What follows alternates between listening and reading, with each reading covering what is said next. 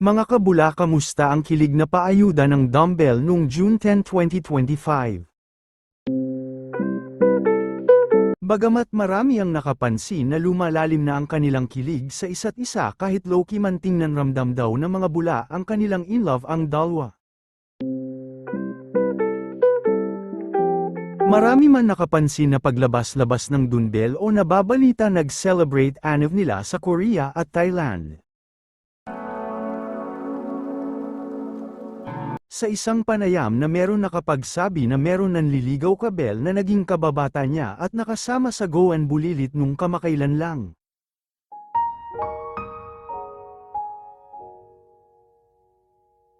At ito naman ay sinagot ni Bell na walang katotohanan dahil sila ay magkakaibigan lang mula Goan Bulilit era at mapasa ngayon. Nabanggit din ni Bell na yung mga nakasama niya noon sa Goan Bulilit ay pumunta nung kanya birthday nung nakaraang taon.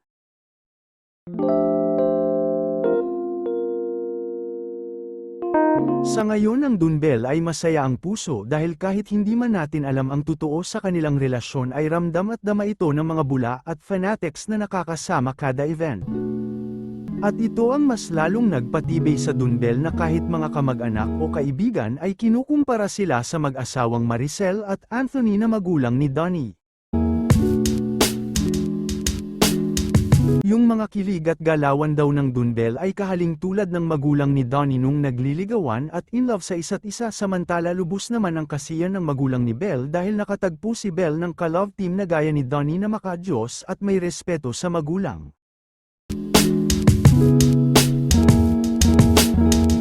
Sa ngayon ay busy ang dumbbell sa kanilang kapwa project sa kapamilya na nabalita na rin ito lang nakaraang buwan, bagamat may mga fan na hindi sumang-ayon dahil pagkalaalam ng iba ay ipapareha si Donnie sa kapwa hurado na si Catherine Bernardo.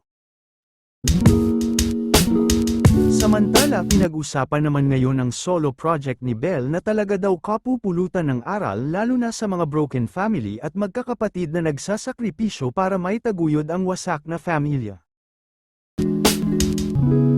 At si Charo Santos nga daw ang isa sa makakasama ni Bell sa proyekto, kasama na rin si Piolo at Joshua Garcia. Siguradong hakot award na naman at kapana-panabik na drama movie na naman ang ating aabangan. Kailangan ba natin magdala ng panyo sa sinehan? Hindi lang solo movie ni Bell ang dapat natin abangan, na pabalita na rin ang bagong teleserye o series movie ng dumbbell. Dalawang movie nga ba ang niluluto para sa love team nila?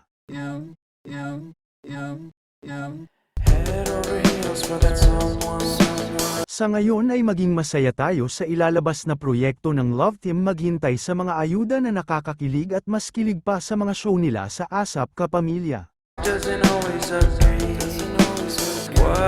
Baka naman mga kabula gusto nyong pindutin ang button na subscribe para maging masaya at kiligin din ako. Hanggang dito na lang, katsismisan nyo, bingling mua supsap. No matter how bad it tastes, I want it. Here's a metaphor